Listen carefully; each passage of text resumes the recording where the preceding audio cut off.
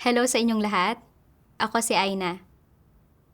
Alam nating lahat na ang pananampalataya sa Diyos sa China ay nangangahulugan ng pagharap sa araw-araw na banta ng pag-aresto ng CCP.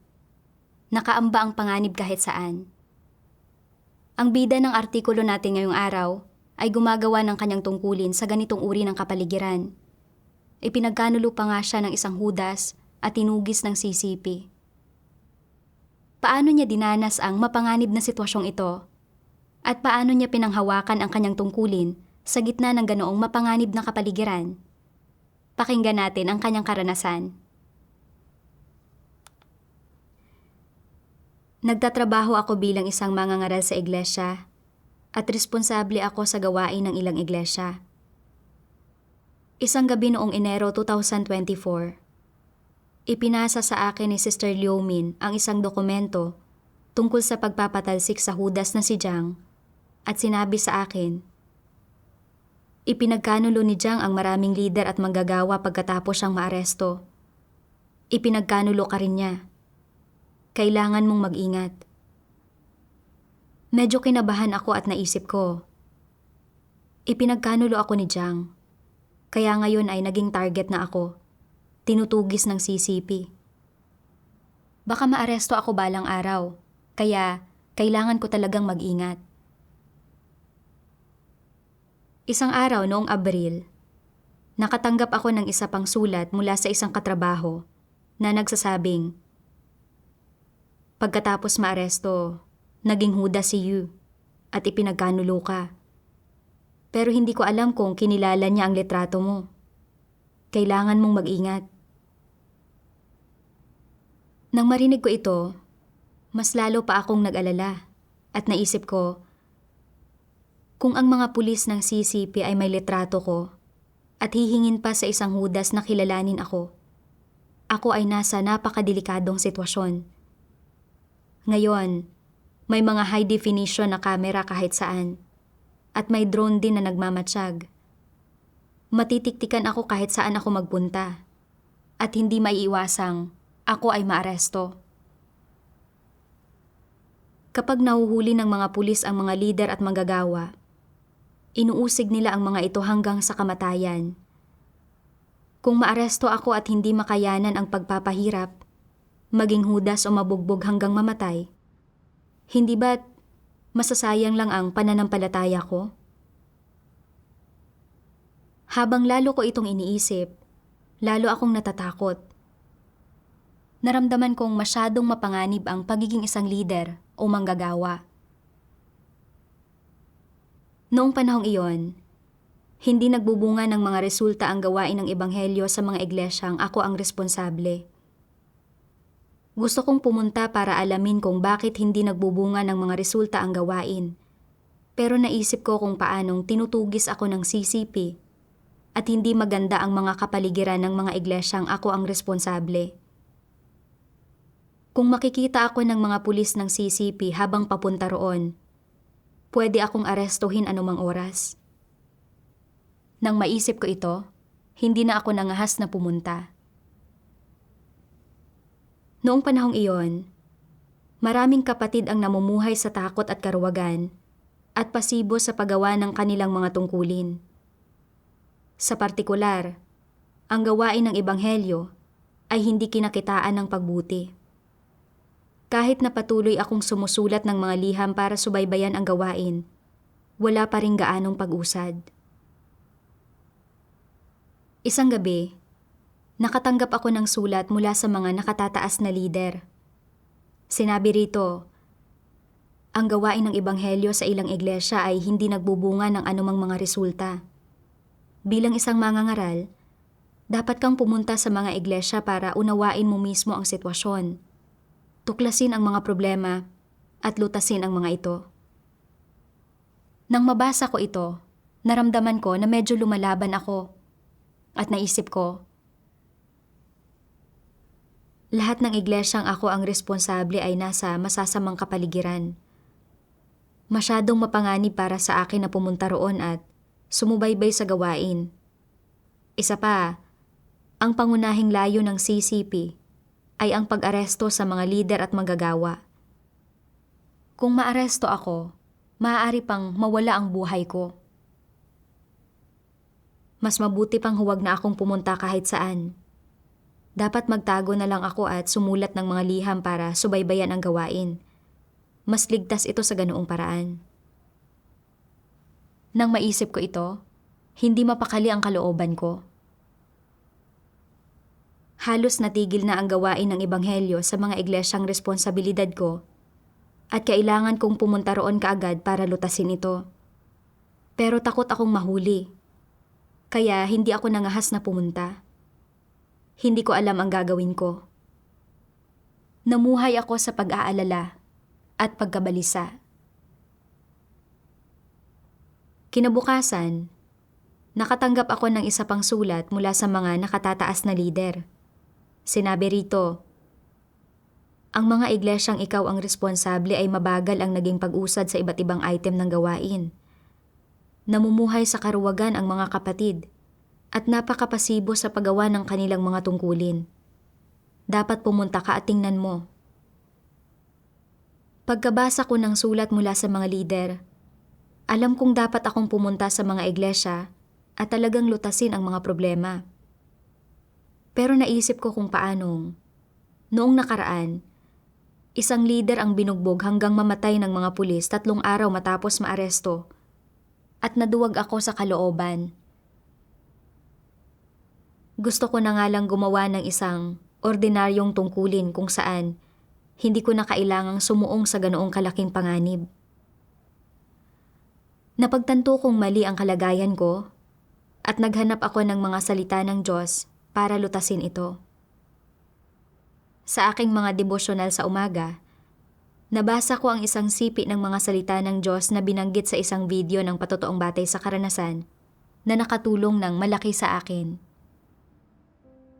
Sabi ng makapangyarihang Diyos, kapag ang mga tao ay hindi malinaw na nakakikita, nakauunawa, nakatatanggap, o nakapagpapasakop sa mga kapaligirang pinamamatnugutan ng Diyos at sa kanyang kataas-taasang kapangyarihan, at kapag ang mga tao ay nahaharap sa iba't ibang paghihirap sa kanilang pang-araw-araw na buhay, o kapag ang mga paghihirap na ito ay lampas na sa kayang tiisin ng normal na tao, hindi nila namamalayan na nakadarama sila ng iba't ibang uri ng pag-aalala at pagkabalisa at maging ng pagkabagabag.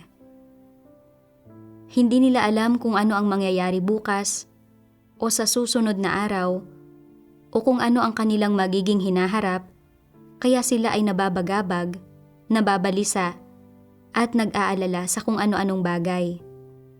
Ano ang konteksto na nagdudulot ng mga negatibong emosyong ito? Ito ay ang hindi nila paniniwala sa kataas-taasang kapangyarihan ng Diyos.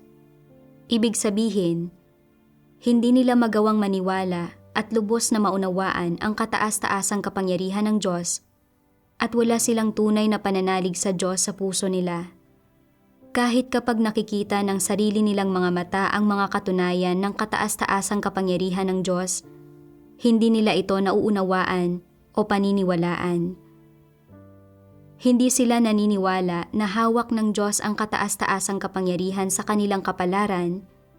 Hindi sila naniniwala na ang kanilang buong buhay ay nasa mga kamay ng Diyos at kaya umuusbong sa kanilang puso ang kawalan ng tiwala sa kataas-taasang kapangyarihan at mga pagsasaayos ng Diyos at pagkatapos ay lumilitaw ang mga reklamo at hindi nila magawang magpasako. Kung hinahangad ng mga tao ang katotohanan, hindi sila maiipit sa mga paghihirap na ito at hindi sila malulubog sa mga negatibong emosyon ng pagkabagabag, pagkabalisa at pag-aalala. Sa kabaligtaran, kung hindi nila hinahangad ang katotohanan, igagapos sila ng mga paghihirap na ito upang hindi sila makawala.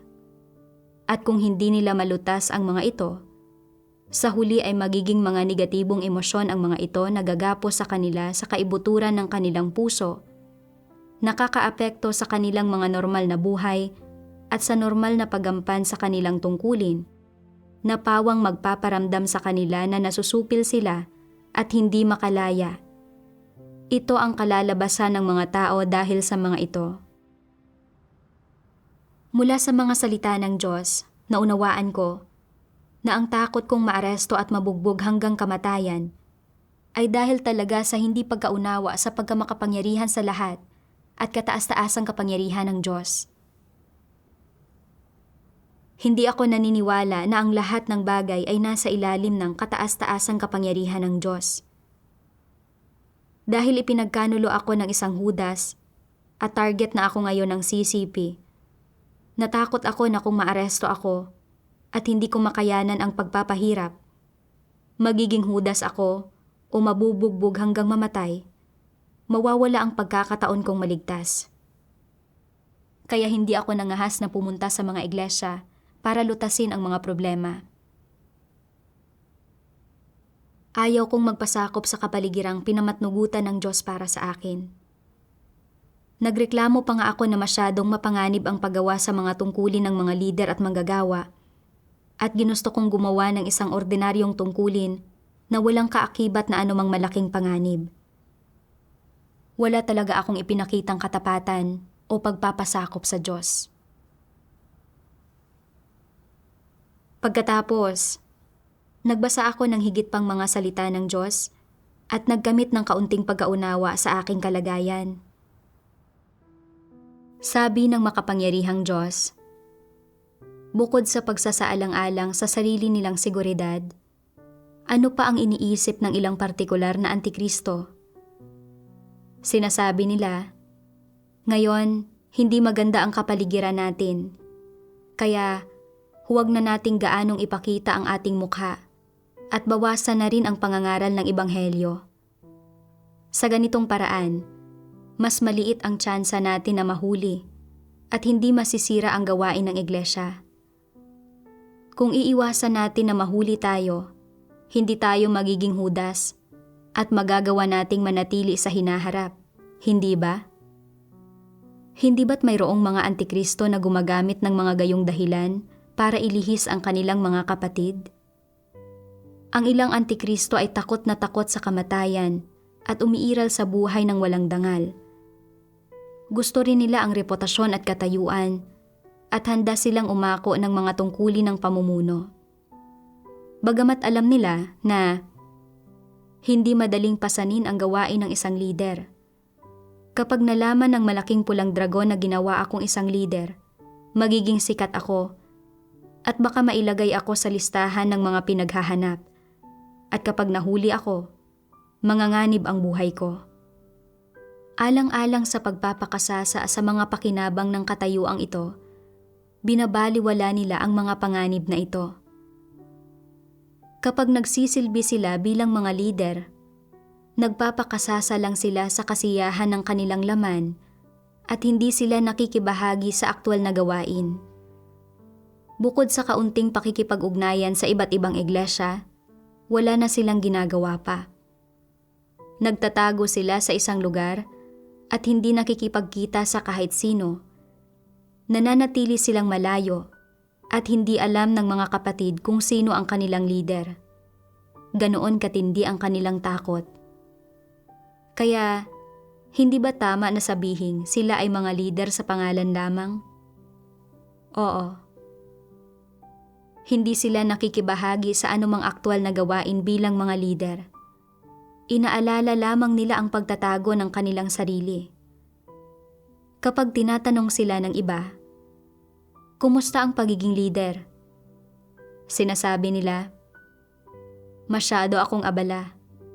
At alang-alang sa seguridad, kailangan kong magpalipat-lipat ng bahay. Masyadong nakakabagabag ang kapaligirang ito na hindi ako makatutok sa gawain ko. Palagi nilang nararamdaman na parang maraming mata ang nagmamasid sa kanila at hindi nila alam kung saan ligtas na magtago. Bukod sa pagbabalat kayo, pagtatago sa iba't ibang lugar, at hindi pananatili sa isang lokasyon, hindi rin sila gumagawa ng aktwal na gawain araw-araw. Mayroon bang mga ganitong lider? Oo. Anong mga prinsipyo ang sinusunod nila? Sinasabi ng mga taong ito, Ang isang tusong kuneho ay may 3 lungga. Para mabantayan ang sarili mula sa atake ng maninila, kailangang maghanda ng kuneho ng 3 lungga na mapagtataguan. Kung nahaharap sa panganib ang isang tao at kinakailangang tumakas pero walang mapagtataguan, katanggap-tanggap ba iyon? Dapat tayong matuto mula sa mga kuneho. Ang mga nilikhang hayop ng Diyos ay may ganitong kakayahan na manatiling buhay at dapat matuto ang mga tao mula sa mga ito. Simula nang umako ng mga tungkulin ng pamumuno ang mga antikristo, napagtanto nila ang doktrinang ito at naniwala pa nga sila na nauunawaan na nila ang katotohanan. Sa realidad, lubha silang natatakot. Sa sandaling mabalitaan nila ang tungkol sa isang leader na naiulat sa pulis dahil hindi ligtas ang lugar na tinitirhan ng mga ito, o ang tungkol sa isang leader na tinarget ng mga espiya ng malaking pulang dragon dahil masyado itong madalas lumabas para gawin ang tungkulin nito at nakipag-ugnayan ito sa napakaraming tao, at kung paano nauwi ang mga taong ito sa pagkakaaresto at pagkakasentensya, sila ay agad na natatakot. Iniisip nila, hala, ako na ba ang susunod na huhulihin? Dapat akong matuto mula rito. Hindi ako dapat masyadong aktibo. Kung maiiwasan ko ang ilang gawain ng iglesia, hindi ko ito gagawin. Kung maiiwasan kong ipakita ang aking mukha, hindi ko ito ipapakita. Babawasan ko ang gawain ko hanggat maaari. Iiwasang lumabas, iiwasang makipag-ugnayan sa kahit sino, at tiyakin na walang nakakaalam na ako ay isang leader. Sa panahon ngayon, sino ang kayang mag-alala para sa iba? Ang pananatiling buhay pa lang ay malaking hamon na. Simula nang tanggapin ang tungkulin ng pagiging leader, bukod sa pagdadala ng isang bag at pagtatago, wala silang ginagawang anumang gawain. Sila ay nababalisa, palaging natatakot na mahuli at masentensyahan. Ipagpalagay na may narinig silang nagsabi ng, kung mahuhuli ka nila, papatayin ka. Kung hindi ka naging leader, kung isa ka lang ordinaryong mananampalataya, maaaring palalayain ka nila pagkatapos lang magbayad ng kaunting multa. Pero dahil leader ka, hindi natin ito masasabi. Masyado itong mapanganib. Ang ilang leader o manggagawa na nahuli ay mas ginustong mamatay kaysa magbigay ng anumang impormasyon at binugbog sila ng mga pulis hanggang mamatay. Kapag nababalitaan nila na may isang taong binugbog hanggang mamatay, lalong tumitindi ang kanilang pangamba at mas lalo silang natatakot na gumawa. Araw-araw, ang iniisip lang nila ay ang kung paano maiiwasang mahuli, paano maiiwasang magpakita ng kanilang mukha, paano maiiwasang masubaybayan, at paano maiiwasang makipag-ugnayan sa kanilang mga kapatid. Pinipiga nila ang kanilang utak sa kakaisip tungkol sa mga bagay na ito at tuluyan nang nakakalimutan ang kanilang mga tungkulin. Mga tapat na tao ba ang mga ito? Kaya bang pangasiwaan ng mga ganitong tao ang anumang gawain? Hindi. Hindi nila kaya. Inilalantad ng Diyos na iniisip lang ng mga antikristo na protektahan ang kanilang sarili kapag lumilitaw ang panganib. Inilalayo lang nila ang kanilang sarili sa kapahamakan at hindi iniisip ang tungkol sa mga interes ng iglesia. Ang kalikasan nila ay makasarili at kasuklam-suklam.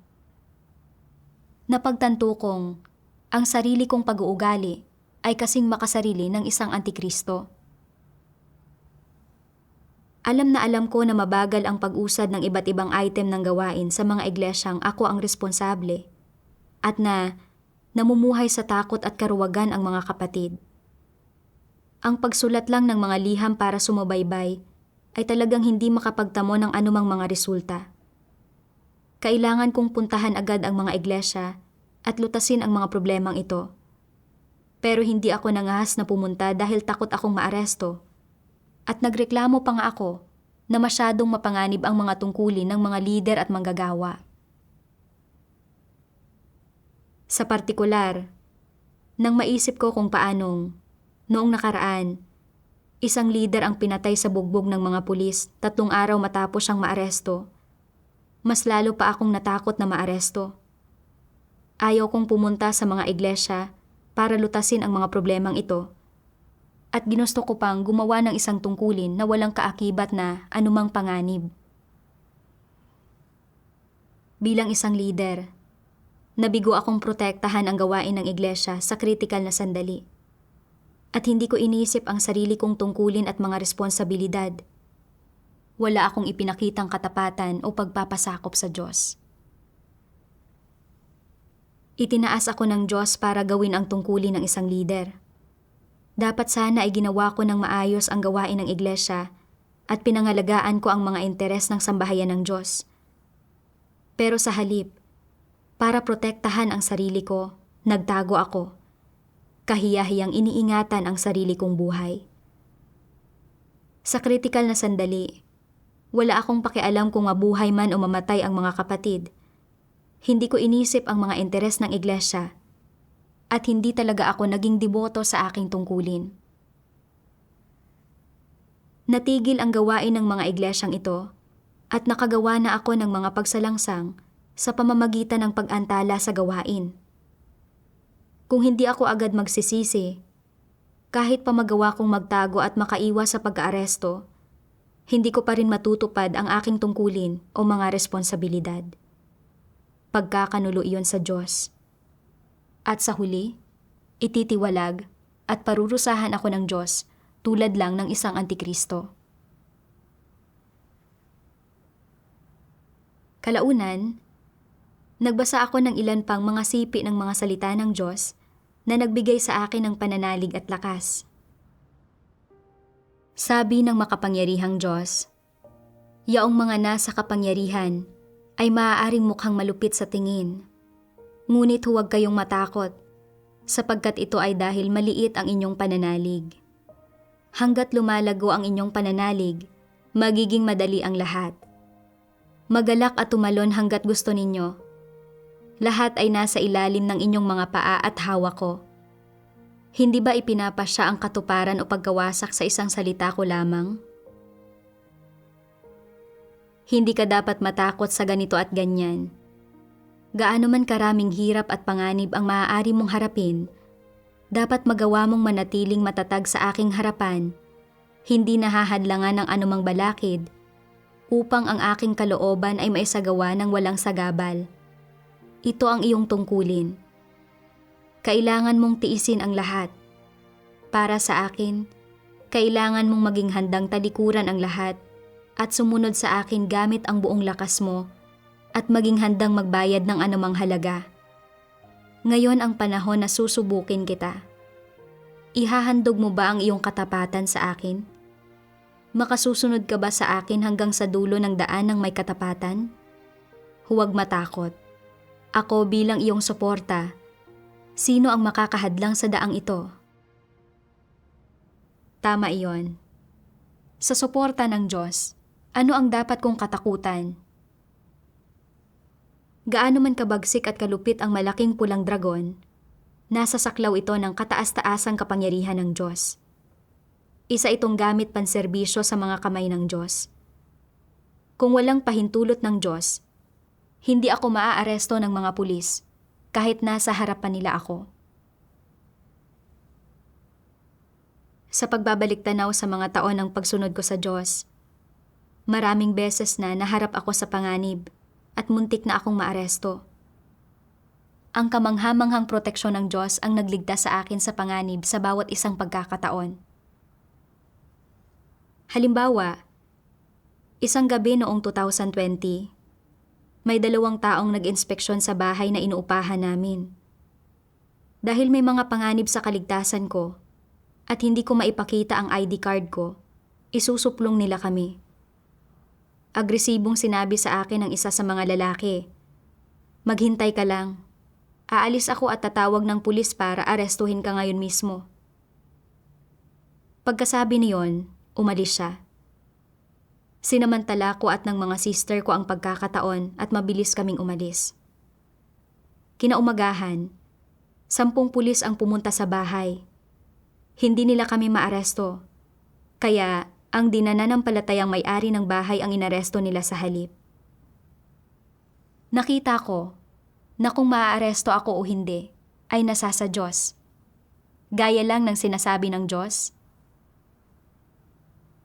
Kung walang pahintulot ang Diyos, hindi madali para kay Satanas na hipuin kahit na ang isang patak ng tubig o isang butil ng buhangin sa lupa. Kung walang pahintulot ang Diyos, ni hindi magagalaw ni Satanas ang mga langgam sa lupa, lalo na ang sangkatauhan na nilikha ng Diyos. Kung pinahintulutan ako ng Diyos na maaresto, may mabuting layunin siya rito. At dapat akong magpasakop sa kataas-taasang kapangyarihan at mga pagsasaayos ng Diyos, naninindigan sa aking patotoo sa Diyos. Nabasa ko ang isa pang sipi ng mga salita ng Diyos at nagkamit ako ng mas malinaw na perspektiba tungkol sa kamatayan. Sabi ng makapangyarihang Diyos, paano namatay ang mga disipulo ng Panginoong Hesus? Sa mga disipulo, may mga pinukol ng bato, ipinakaladkad sa kabayo, ipinakong patiwarik, pinaghiwa-hiwalay ng 5 kabayo ang katawan. Iba't ibang uri ng kamatayan ang sumapit sa kanila. Ano ang dahilan ng kanilang kamatayan?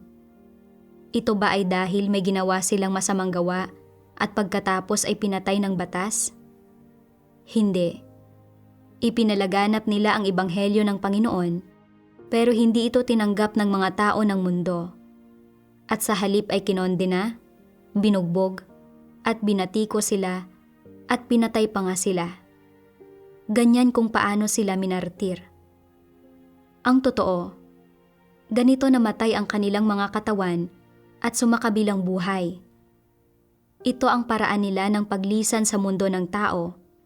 Ngunit hindi iyon nangangahulugan na ganoon din ang kanilang kinalabasan.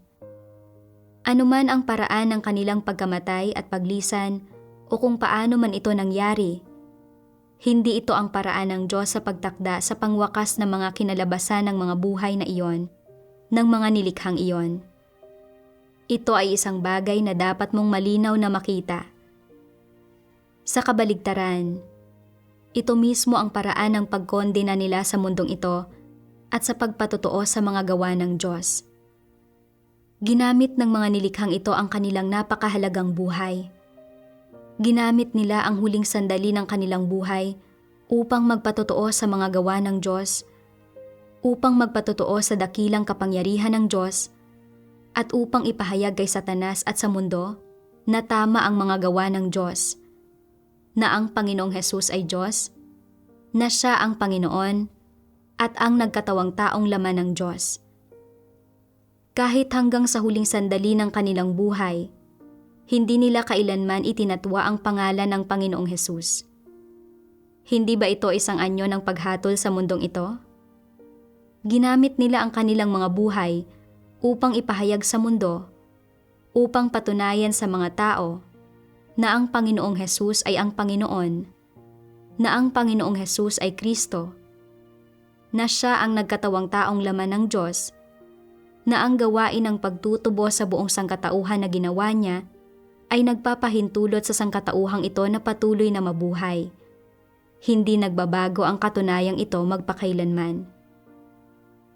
Hanggang sa anong antas ginampanan ng mga naging martir sa pagpapalaganap ng ebanghelyo ng Panginoong Hesus ang kanilang tungkulin?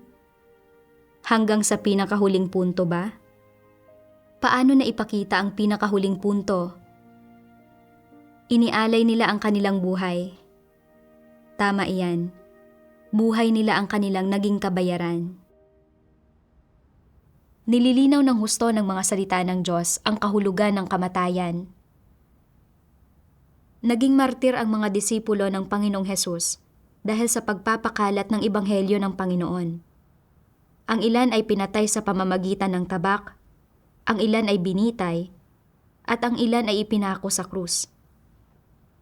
Ginamit nila ang kanilang buhay para magbigay ng maganda at matunog na patotoo para sa Diyos at ipinahiya si Satanas. Ang kanilang pagkamatay ay makabuluhan at mahalaga at sinang-ayunan ng Diyos. Bagamat namatay ang kanilang laman, hindi ito tunay na kamatayan. Bumalik sa Diyos ang kanilang kaluluwa. Sa gawain ng Diyos sa mga huling araw, maraming kapatid din ang nagpatotoo ng pagtatagumpay laban kay Satanas. Pagkatapos nilang maaresto, gaano man sila pinahirapan ng mga pulis, mas gugustuhin pa nilang mamatay kaysa ipagkanulo ang Diyos o maging Judas. Gayunpaman, takot akong mabugbog hanggang mamatay bago pa man ako maaresto. At tulad ng isang pagong na nagtatago sa kanyang talukab, hindi ako nangahas na gawin ang tungkulin ko. Nasaan ang patotoo roon? Habang lalo ko itong iniisip, lalo akong nakaramdam ng pagsisisi at panunumbat sa sarili. Hiyang-hiya ako na ipakita ang aking mukha at kinamuhian ko ang sarili ko sa pagiging masyadong makasarili, kasuklam-suklam at walang pagkatao. Nagdasal ako sa Diyos, "O mahal na Diyos, para pangalagaan ang sarili ko, sinusubukan kong iligtas ang aking sarili. Namumuhay ako ng isang kahabag-habag na buhay at hindi ako nagpapakita ng katapatan o pagpapasakop sa iyo. Ikaw ang may huling kapasyahan kung maaaresto ako o hindi.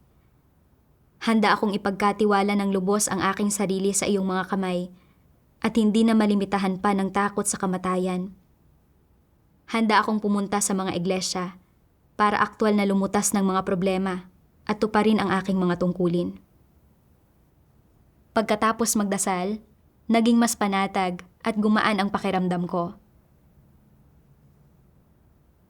Pagkatapos, pumunta ako sa isang iglesia. Sa pamamagitan ng aking mga pagtatanong, nalaman ko na takot ang mga lider ng iglesia na maaresto ang kanilang mga kapatid dahil sa pangangaral ng ebanghelyo at na sila ang pananagutin. Kaya napakapasibo nila sa pagsubaybay sa gawain. Kami ay kumain, uminom, at nagbahagi na ng mga salita ng Diyos bilang tugon sa kalagayang ito. Naunawaan din ng mga lider ng iglesia na ang kanilang takot sa pag-ako ng responsibilidad at ang kanilang hindi paggawa ng tunay na gawain ay nag-ugat sa pagiging kontrolado ng kanilang makasarili at kasuklam-suklam na mga satanikong disposisyon at handa silang magbago. Pagkatapos niyon, nagsimula silang makipagkita sa mga lider ng pangkat, mga diakono, at mga manggagawa ng ebanghelyo upang makipagbahaginan at lumutas sa mga problema sa gawain ng ebanghelyo. Nagtulungan kami at unti-unting nagpakita ng mga senyales ng pagbuti ang gawain ng iglesia.